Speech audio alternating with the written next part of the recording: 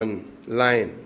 So yes, yesterday I did have the opportunity to share in our annual sectoral debate some of the work of the Office of the Prime Minister. And I thought it was very, very important for us to recap some of the agencies, ministries, units, divisions under the Office of the Prime Minister, some of the work that we've done over the past year, and also speak about some of the work that we seek to do in this coming financial year. And the theme of the presentation was A Better Life for All, because I think it's very important that we put in the context why people are doing the various initiatives across the various entities. So I did speak about JSIF and some of the work of the Jamaica Social Investment Fund. And the Jamaica Social Investment Fund has for years been dedicated at looking at projects that really seeks to better the lives of Jamaicans. We spoke about the $1.2 billion project at the downtown waterfront,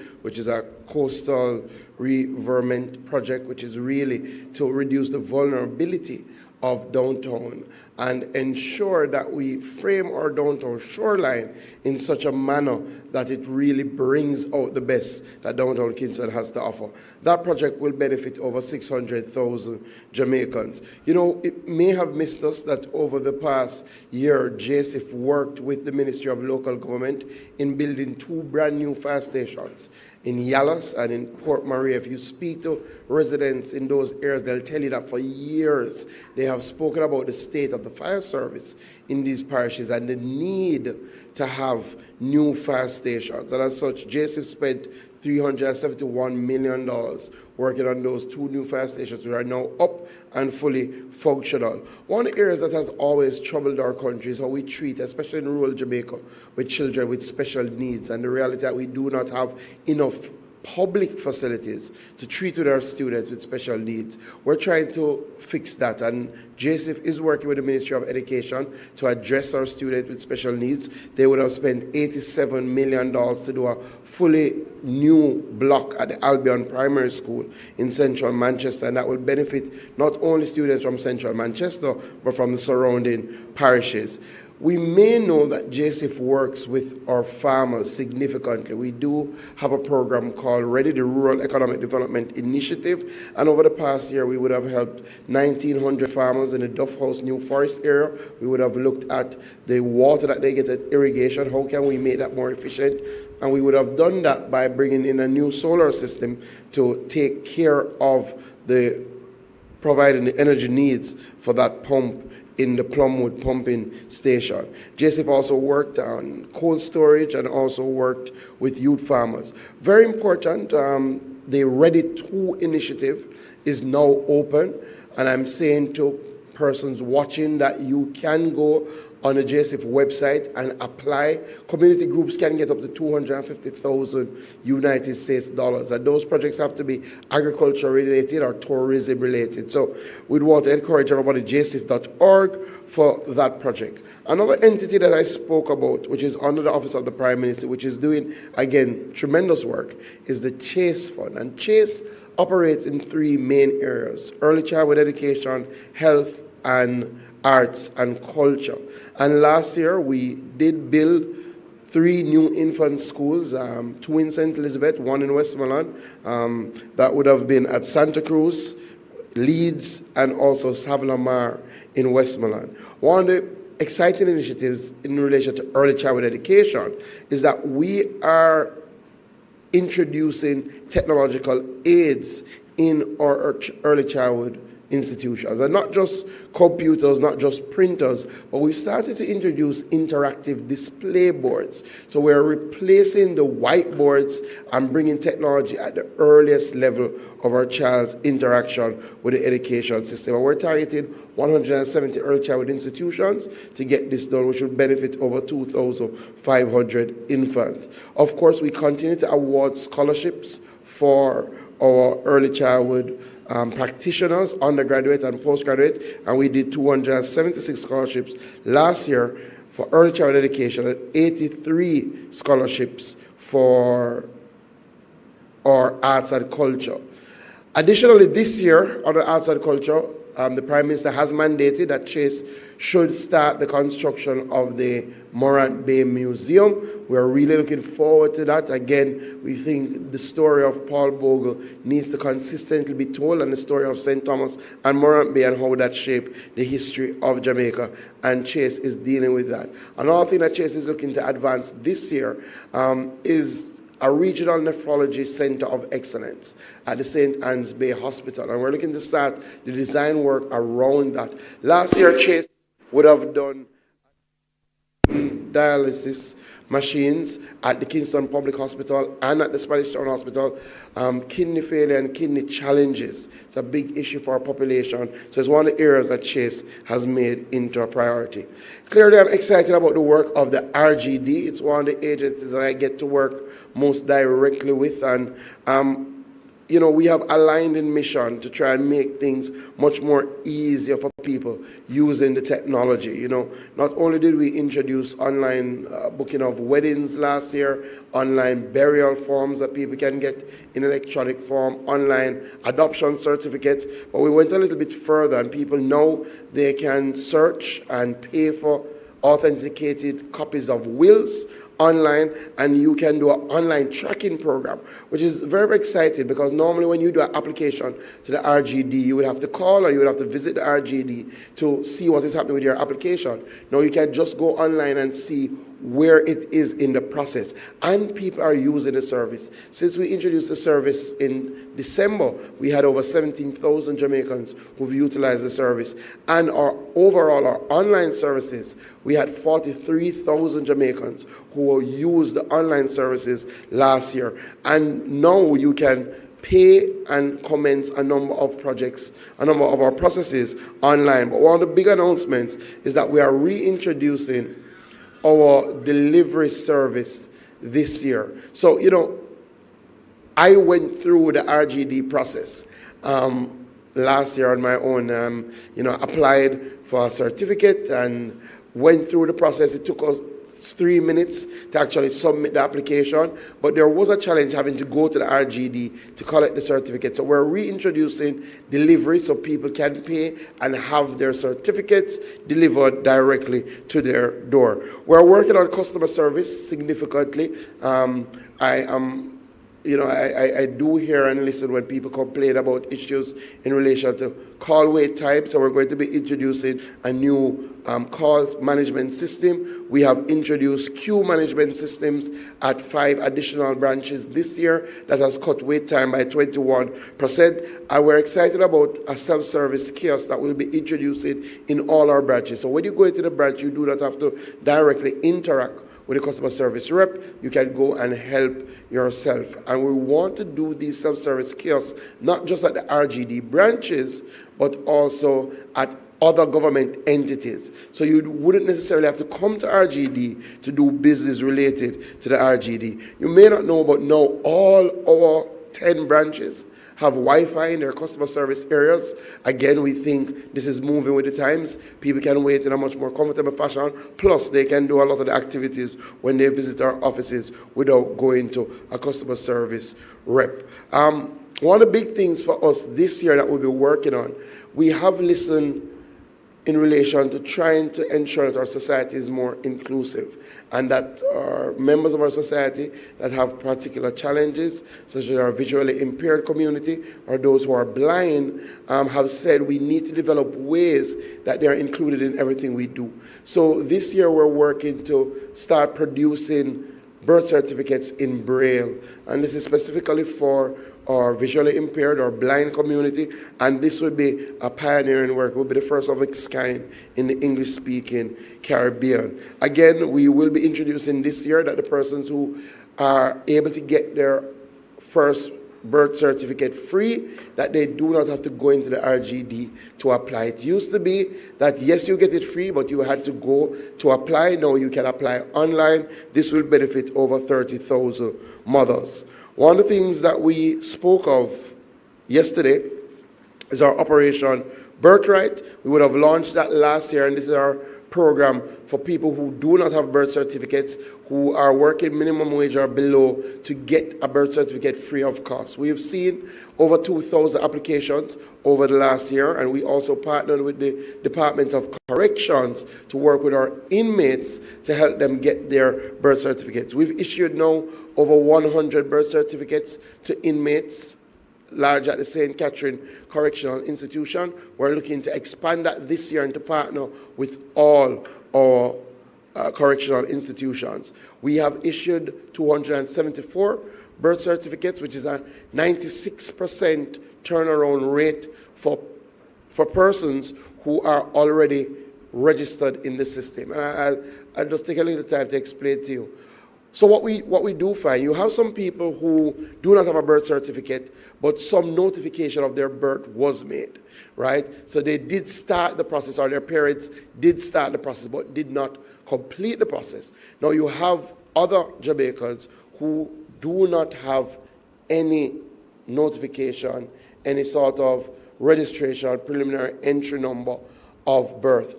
Those require the RGD team to really do research work to ensure that the information that they have provided is correct. So it normally means accessing school records, going into the community, speaking to people in the community. So what we've been able to do, 96% of the people who already have some notation of birth, we've been able to print those birth certificates already, which is about 10% of the applicants. The other 90% now, we've started the research work process. However, what we recognize, we have to ramp up our human resource capacity. So we've employed 14 additional people. They work solely on Operation Birthright, and we do expect over the next 2 months to be able to clear a lot of the persons who've already applied. And I want to use this opportunity to say to people, please apply for Operation Birthright. If you do not have a birth certificate, we're willing to help you to work through that and to get a birth certificate.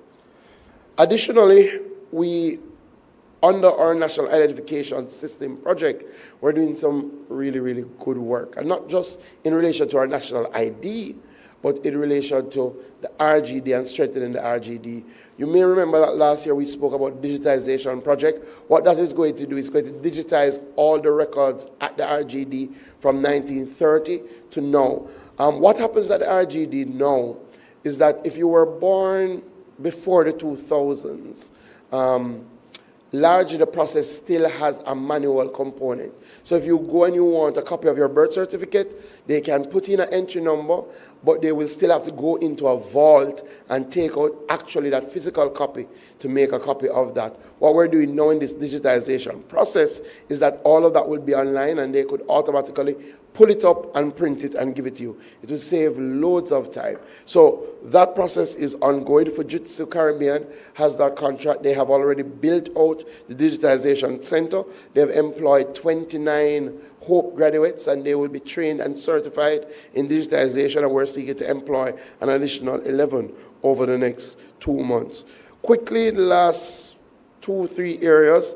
NIDS, where we are, having launched our technical pilot on the 30th of December, we spent the next 3 months working on a lot of behind-the-scenes things, a lot of our security testing, penetration testing to ensure that it is the most secure process that we have in our country. We worked on our inline enrollment, queue management, identity management, pre-enrollment. We're now able to personalize your national identification cards with a digital certificate, with our digital signature. So not only will you have your signature, once you have your national identification card, you will have a digital signature so you can authenticate documents and processes. One of the things that we have been very bullish about is how can we ensure that NIDS is useful, that our national ID adds value to the Jamaican population. As such, we have looked at some of the big challenges that we've had in the public sector and in the private sector, and we're trying to fix that using the national ID because of the electronic identification system. So we've been working with our banks. We signed an MOU with 10 deposit-taking institutions, and we've been saying with them, how can you make your processes easier using the national ID. So I was very happy yesterday to highlight that at least National Commercial Bank, and I know other banks are on this trajectory, but the National Commercial Bank has already gotten approval from the Bank of Jamaica to use the National Identification and Registration Authority and the National ID to integrate it in 3 use cases, which includes face-to-face deposit account onboarding, online deposit account onboarding with biometric authentication, and KYC remediation. What does that mean in a real sense? What we're moving towards is what happens in other jurisdictions, where without having to go into a bank, you can open a bank account. Now, one of the big challenges for that in Jamaica was identity. Because we never had a national identity database, what we ended up using is multiple identifiers to prove that you are who you say you are. Now with the national ID, that will capture your photograph, your fingerprint, and will have your digital signature, you can authenticate yourself online. What NCB is moving to do is they've gotten approval from the BOJ to, once we get our national ID up and running, to open online bank accounts. So can you just imagine how that will really liberate our financial sector and ensure that we have greater accessibility? We're going to be rolling out 19 additional enrollment sites. We expect to go to tender this month, and we're using the post office. It will be across all parishes because we want to ensure that people who want to sign up for the national ID can access national ID. 2 last areas. Our National Partnership Council, I do hope we will see a lot more being written and said about our National Partnership Council. You know, it's one of the areas that we get to treat with some of the most challenging problems that Jamaica has in an inclusive way. Our National Partnership Council has the opposition, it has the private sector, the church, women, youth, civil society, all around the table. And we did change the structure, so we now have quarterly meetings with the Prime Minister. It's chaired by the Prime Minister, and we do have monthly coordinating committee meetings.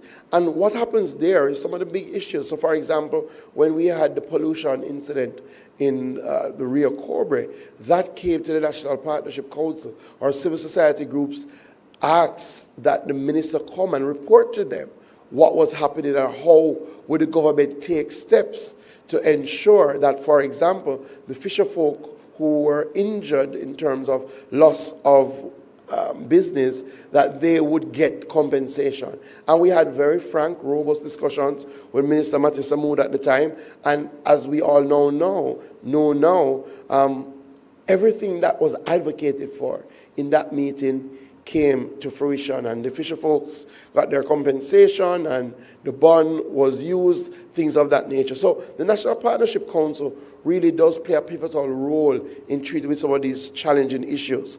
I'll give you one more example.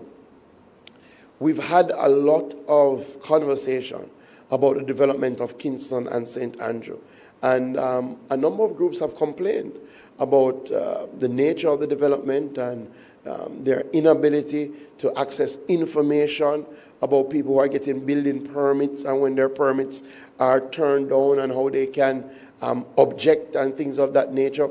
So we had a meeting of the Partnership Council. We had the KSAC, we had NEPA, we had the NWA, and again, all the groups were able to ask their questions. And the Prime Minister did give some directives. And already coming out of that meeting, the KSAC has now revamped their website so that wherever you are in Kingston and St. Andrew, you can just type in your community name and you can see who has applied for developmental permission, what they plan to build, what stage of the permission process they are, or if they've been turned down. And you can also use that channel to communicate if you have issues. And again, this is how we move from conversation to action. The final thing is that we are in the UN Global Road Safety Week. We celebrate this week under the theme Rethink Mobility. One of the areas that the Prime Minister has asked me to focus on is road safety under the auspices of the National Road Safety Council. And as such, clearly we want to re-emphasize the safe systems approach to road safety, and to say to all of us, it will require an all-hands-on-deck approach. We are seeing a positive trend, but it is much too early to celebrate. So we have seen a 17% decline in deaths on our nation's roads this year. That is up until Monday of this week, May 15th. We were at 155 deaths, and last year this time we would have been at 172 deaths. So we are happy that we're seeing a decline, but 155 is still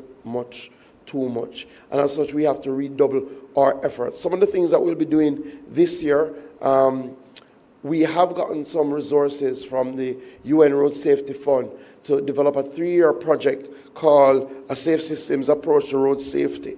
And what we will be doing under that project is a multi-sectoral approach. So one, we will be financing some observational studies to look and capture the attitudes of our pedestrians and our drivers so that we can craft an effective road safety plan to treat with that. We will be purchasing additional equipment for enforcement. So we will be purchasing additional breathalyzers. We have, I think, $70,000 out of that 400,000 towards that. We will be purchasing additional speed enforcement equipment. We have $50,000 towards that. We will be training our police officers so that they can better capture information when they go to crash sites. And we have about $80,000 towards that. And we will be putting in an electronic injury monitoring surveillance with our health systems. You know, we speak a lot about death on our roads, but the costs for injury to our hospital system is actually much, much more. The last estimate we had in 2017 put it at about $3.2 billion that the country faces from injury from motor vehicle crashes. We want to see how we can effectively monitor that so that we can have a really good overarching cost so that we can ramp up the money we put into these life-saving initiatives from the Road Safety Council. So I want to use the UN Road Safety Week to encourage everybody to please be safe on the road. The RTA that was brought in is supposed to help us change behaviors.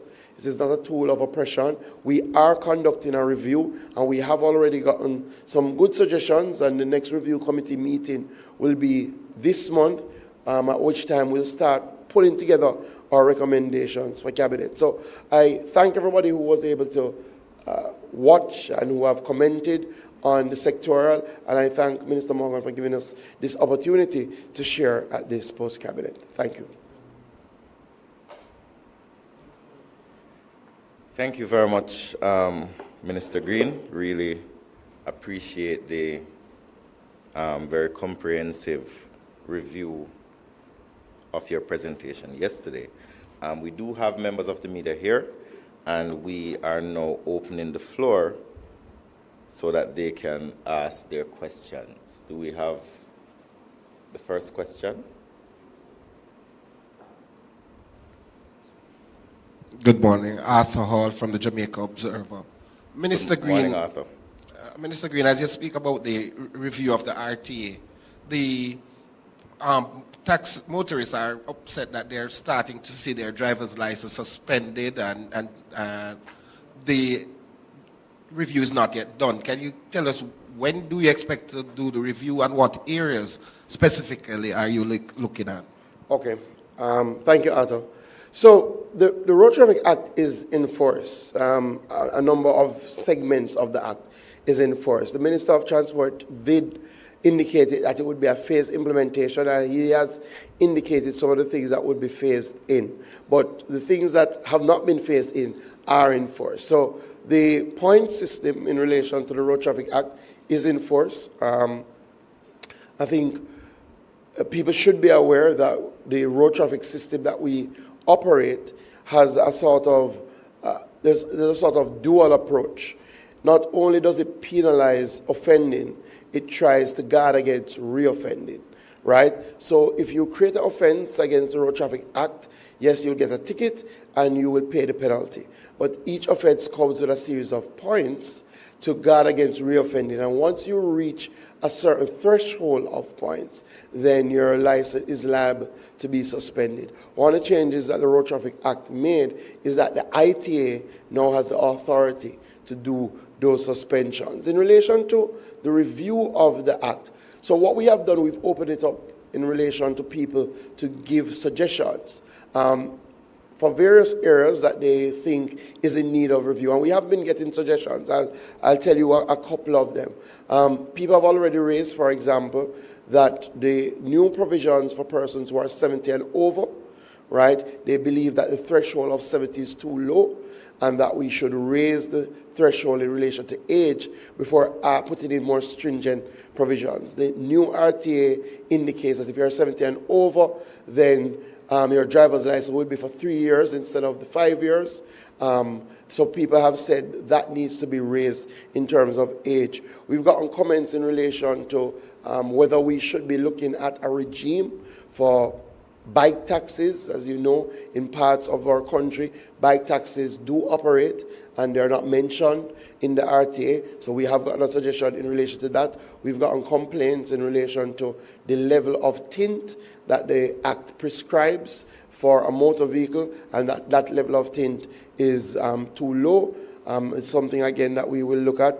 Motorcycles, we've gotten complaints that there's a requirement for the license plate to be at the front of the motorcycle, and a lot of the motorcycles do not come with a provision for the license plate to be placed at the front. So people have said that needs to be removed. And one of the ones that keeps coming up is for people to be able to utilize an electronic copy of their driver's license instead of having to have the physical copy. So we have pulled together a committee that includes our public transport operators, and we have asked them to directly submit any concerns that they have. We have the private sector organization represented and members of police and road safety.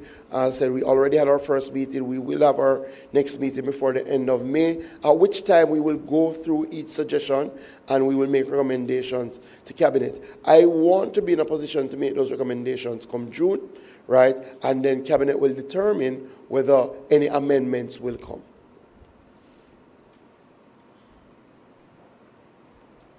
Thank you, Minister Green. Do we have another question? So Shauna Small from the Jamaica Gleaner. I have a question for Minister Morgan. Well, two questions, actually.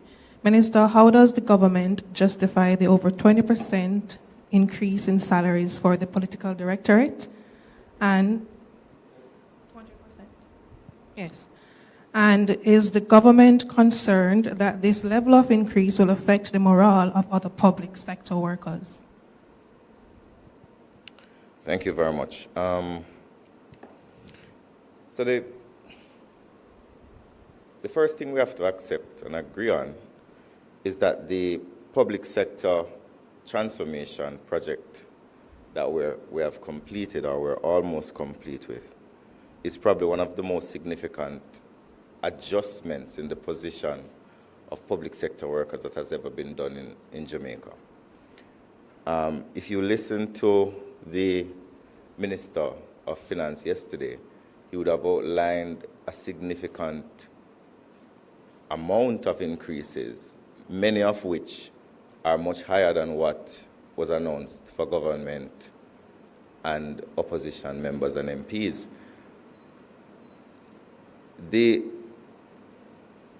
Our belief is we're not celebrating an increase. The increase comes as part of a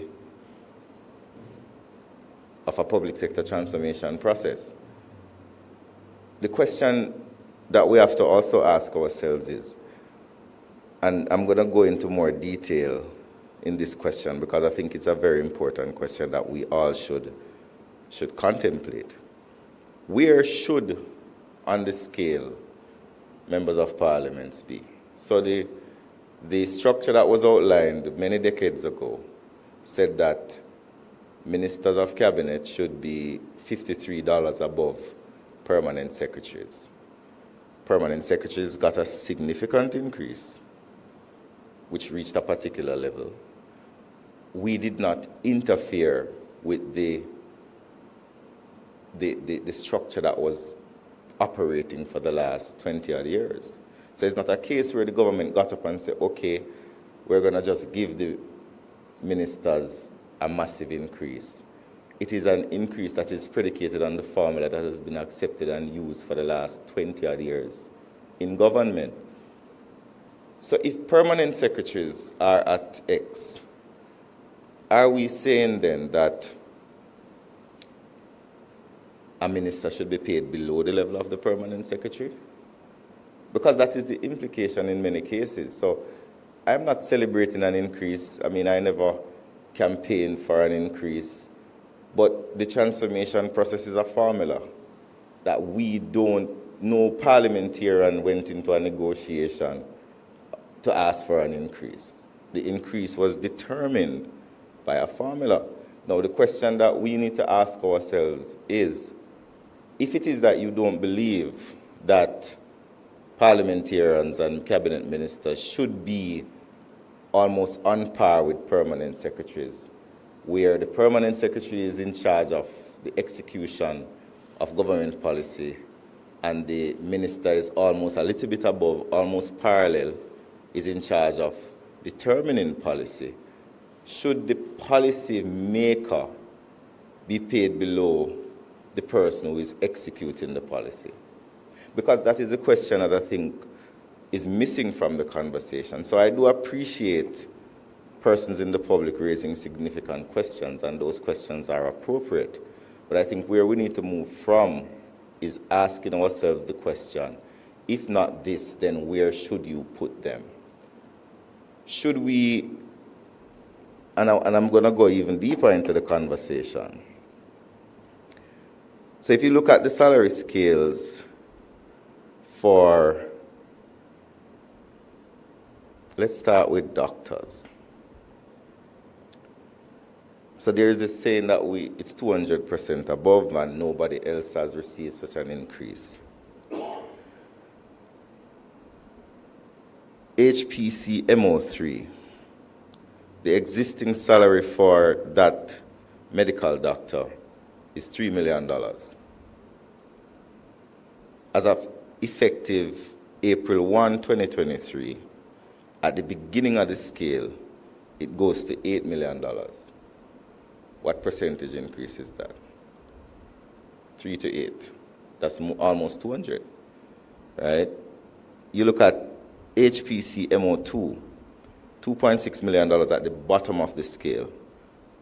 Effective April 1, 2023, it moves to $7 million. You have HPC MO1. At the bottom of the scale now, the person is earning $2.2 million. Effective April 1, that person is earning $6.2 million. That sounds like what? 200% again, right? And let me even go further for you, because we've been along this road. Every government has had the difficult challenge as it relates to how do you compensate persons in the political directorate. No government has been brave enough to carry through the entire public sector transformation process properly. In the 2007, 8, 9, we moved teachers to market, but we never moved anybody else. So the nurses didn't benefit, the doctors didn't benefit, what you call them, I worked with them in the Ministry of Education, the persons who go into communities, the social workers didn't benefit. So you had social workers who were earning $800,000 a year. And then on the flip side, we complain that we don't have enough social workers because nobody wants the job. This government has moved social workers to a base of about $3 to $4 million. That's more than 200%. So it's not just politicians. I mean, it's very easy for us to jump on the politicians, and rightly so. They are representatives of the people. They deserve criticism in many cases. But one of the things we have to do, I think, as a country, is if we have to ask ourselves, where is it that we want to go? Let me move on a little bit further. Let's go to nurses. I'm trying to bring it up here. Give me a second.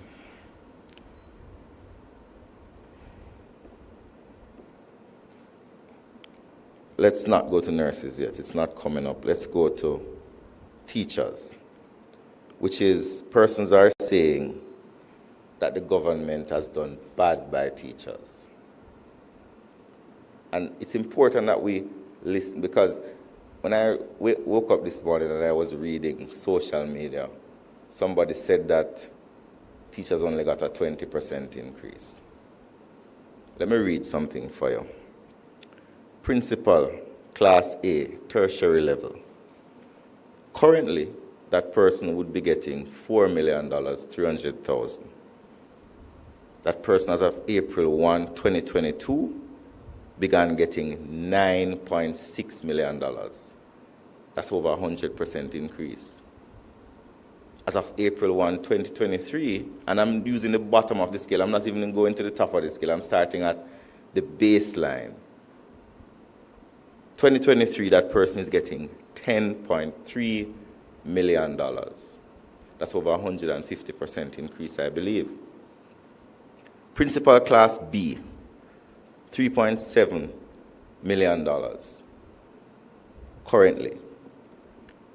As of April 1, 2022, that person moved from $3.7 million to $9.6 million. That's almost a 200% increase. And in 2024, that person is going to move to $11.1 million. So 3.7 to, at the end of the process, $11 million. Let's look at senior teacher. The current payment for a senior lecturer at a tertiary level is $2.468 million. Effective April 1, 2022, that person moves to 4.2, almost 100% increase. As of April 1, 2023, that person moves to $4.5 million. And by 2024, that person would be $4.8 million. Now, there's a reason why and I'm sure persons are going to say you're only focusing on principals. Let us go to the primary level. Let's go down to the general trained graduate. Currently, a trained graduate earns $1.3 million. With effect from April 1, 2022, that salary moves from $1.3 million to $2.5 million. That's over 100% increase. But we listen to the radio and we hear we only gave teachers 20%. Is my math correct? Because one of the things that we have a responsibility to do, and I have a responsibility as a Minister of Information, is I have to, anything I say in this meeting, in this room, can be vetted and assessed by the journalists here. So I do not have the luxury of being dishonest in anything I say. And while the truth might be uncomfortable to some persons who may be listening because they want to say that we only gave 20%, when I'm reading here numerous cases at all levels of government where people got 100% increase, 200% increase, some even got 250% increase. So let me continue, because I'm spending the time because I think it is important. Graduate pre-trained. Existing $1,043,000. Effective April 1, 2022, $1.9 million. That's over 80% increase, I think. Effect from April 1, 2023, $2.084 million. That's 100% increase. Let us move on to trained teacher diploma, existing April 1, 2022, existing actually is $1,043,000, which is $1,043,000. With effect from April 1, 2022, that jumped to $1.984 million. With effect from April 1, 2023, it jumped to $2.084 million. With effect from April 1, 2024, it will jump to $2.45 million. So moving from $1,043,000 to at the end of the process to $2.245 million. That's over 100% increase. Pre-trained teacher. You know how much a pre-trained teacher was earning? $699,000. With effect from April 1, 2022, a pre-trained teacher is earning $1.272 million. 2 6 is 12. So that would make it a 100% increase, right, Mr. Hall? So, and I'm going to, I want to go on and on and on and on, because I think we have a lot of time this morning to go into this issue. Let us go to the legal officers in government. Because the challenge is, nobody wants to talk about how much they're earning. Nobody wants to. But it's very important that the public knows, because this is tax dollars. People need to know how much the politician is earning. They need to know how much the minister is earning. They need to know how much the judge is earning. They need to know how much the clerk, the gardener, who was earning 17,000, well, it was less than that. They were earning almost minimum wage before this transformation. Is now almost earning double what they were earning before. The office attendant salary has doubled. But let me go back to the list. Legal officer, these are the people who work in the various government agencies and ministries, who look at the documents, write the briefs, give advice as to what is happening, to assess laws, to assist ministries in being legally sound. Legal officer 6, the current salary, and when I say current, I mean the one before the activation of the salary adjustment, $4.9 million. With effect from April 1, 2022, that moved from 4.9 to $8.9 million. That's a 100% increase. By April 1, 2024, it will move to $11.4 million. So they're moving from $4.9 million to $11.4 million. Let's go to the lowest legal officer in government. Legal officer 1, existing $1.976 million. With effect from April 1, 2022, their salary moved to $3.332 million. As at April 1, 2023, it moved to $3.7 million. As at April 1, 2024, it moves to $4.2 million. And I am not giving you this information to diminish the concerns of the public. And I want to make it very clear. The public has valid concerns about accountability. The public has valid concerns about corruption and the work that MPs are doing. And these are valid concerns. But they are separate arguments. The MPs never went and negotiated an increase. Their increase was predicated on a pre-existing formula that was almost automatic. So if you're going to lift permanent secretaries, then the logical implication is that by lifting permanent secretaries, the minister is going to automatically be lifted as well.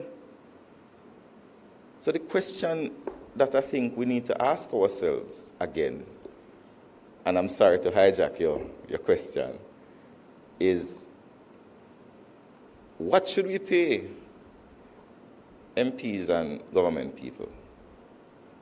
Should they be paid below the permanent secretary?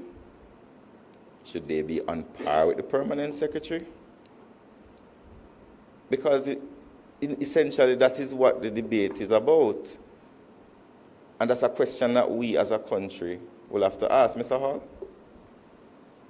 Yeah, Minister, just two quick things. The opposition says that it's indefensible, morally indefensible to do the increases for members of the political directorate at this time when you still have teachers who are not collecting their full level of compensation based on the review.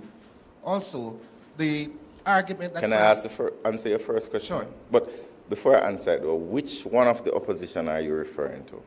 Because I was in Parliament yesterday and the opposition spokesperson on finance said that he's fine with the increases. And then today, another opposition from the same party said that they are not fine with it. So I'm trying to understand which one. So the opposition spokesperson on finance. I'm speaking to the release that the People's National Party. But you said opposition first, Mr. Hall. Yes. You never said PNP. So there is an opposition and a PNP. You know, I'm not good way to withdraw it. I'm asking to respond to the release from the People's National Party this morning, sir. It's the same argument that we have to ask. We know that a large number of opposition MPs lobbied the Ministry of Finance for an increase. We know that as a fact. So when the press release said that they never had any discussions, that is actually not really true. And there's a reason why Julian Robinson said what he said yesterday. Because there was significant feelings among the opposition benches that they needed an increase, and there was anticipation as to what the increase is and when the increase would come into play. So the issue with the opposition deciding which is their real position is something that they're going to have to make a decision on. I cannot comment on that from this platform. What I will say, though, Arthur, is that we as members of Parliament, and I'm not speaking as Minister of Information, we, now that this has happened, have an almost mandatory obligation to demonstrate to the people of Jamaica that this increase that has been given to us means something for them. It means, and I want you to allow me, Arthur. I don't know if your hand is getting tired. I'm going to answer the second question. It means that MPs have to, if they were doing 100% before, they now have to go to 150%. It means that ministers have to step up their game if they weren't stepping it up. And Prime Minister had a conversation with us because I think he recognizes as well the position that we have been placed, not by our own actions, but by the public sector transformation process has essentially placed us in this position where I'm here this morning trying to justify to you something that none of us really even knew. I never knew this was going to happen and the level at which it was. I'm sure most of us didn't even know that how this would manifest itself. Prime Minister was very clear to us yesterday that the dynamics of our engagement as ministers and MPs has changed. The Minister of Finance yesterday spoke about that this is not an increase for the present, it's an increase for the future. Lee Kuan Yew, when he was running Singapore, said that he's going to pay his government people well so that they have zero excuse to either not do their jobs or to be corrupt. And I think we as government, opposition, executive, the excuse of not being paid well is off the table. What needs to happen now, and the Prime Minister was very clear about it, is that MPs and ministers, and I think on both sides of the aisle, now have an ultimate responsibility to demonstrate to the people of Jamaica, even more than they were doing before, that we're working for them. Minister. Second question. Last week when we were here, you announced the task force to look at the problems in some teachers' salary since the review. The opposition says it's an indecent ease to give the parliamentarians an increase now. Is this indecent ease to pave the way for the Prime Minister to reshuffle his cabinet? The reshuffling of the cabinet is the prerogative of the Prime Minister, so I really have no knowledge of what the Prime Minister plans to do as it relates to that. As it relates to the teachers, I mean, I speak to my teachers in my constituency. A lot of them are happy with the increases that they have got. A lot of them have gotten some significant increases. But there's still a few. So we have essentially adjusted 90% almost 99% of the public sector through this process at varying levels, stretching from 300% increase to 20, 30, 40% increase. Most of this process has happened almost seamlessly. We have not had issues with the adjustments for the police, the nurses and the doctors. We have not had issues. But we have had some issues with the education system and the whole system of payment. And I think I want to allow me to go a little bit deeper because I was there and I think Floyd was there as well. A big part of the reason why we need to implement My HR Plus in the Ministry of Education is because of this type of problem. So you don't have bursa paid nurses or bursa paid police versus centrally paid nurses and centrally paid police. So there's a kind of dual system in the education sector where one set of schools are bursa paid, the other set of schools are central government paid, which causes significant challenges within the system in terms of reconciliation and so on. There's also an issue as it relates to the relationship between the regions and central government and the Ministry of Finance, and having so many different steps that you have to complete to pay a teacher raises issues. And I think part of the reason why Minister Williams has set up this task force is recognizing that though there may not be many teachers or a majority of teachers who are facing this salary issue, even if one teacher does not feel comfortable or does not understand the fairness of their adjustment, it is a cause for concern. And in talking to the minister, in talking to the Minister of Finance as well, they have told me of their strong commitment to ensure that these issues are resolved very quickly. And it's very easy for us, Arthur, to focus on anomalies within the transformation, but remember that this process included over almost 200,000 people, contract workers in some cases, central government workers in other cases, over 22,000 teachers, over 11,000 police officers. So you are going to have some challenges, and the obligation of the government is to work with the teachers, work with the JTA, work with the regions, work with the principals to try and resolve these challenges. Do we have another question? All right. Ladies and gentlemen, thank you very much for being here this morning. And it is a very important day, I believe. And I ask that you remain safe and have a prosperous rest of the day. Thanks also to members of the team from the Office of the Prime Minister, JIS, and those who are listening and watching online. Stay tuned next week, Wednesday, 8 o'clock, for another post-cabinet press briefing. Thank you very much.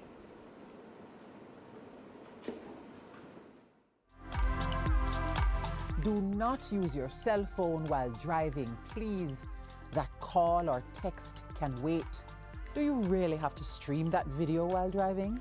It's not worth your life, nor that of other road users. Stay alert, stay off your phone, and arrive alive.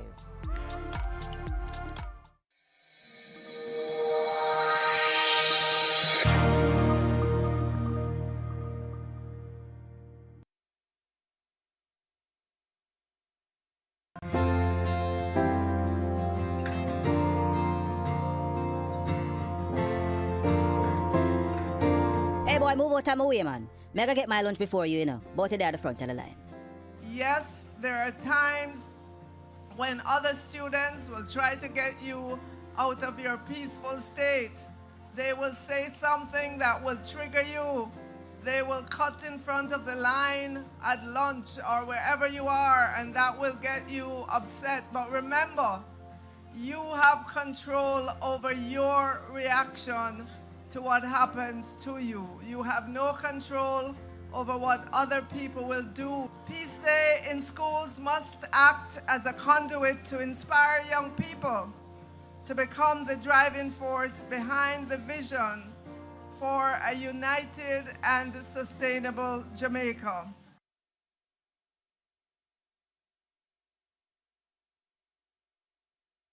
Teaching our children about peace isn't just talking about war and conflict. Peace is about kindness, fairness, inner peace, respect for the environment, and so much more.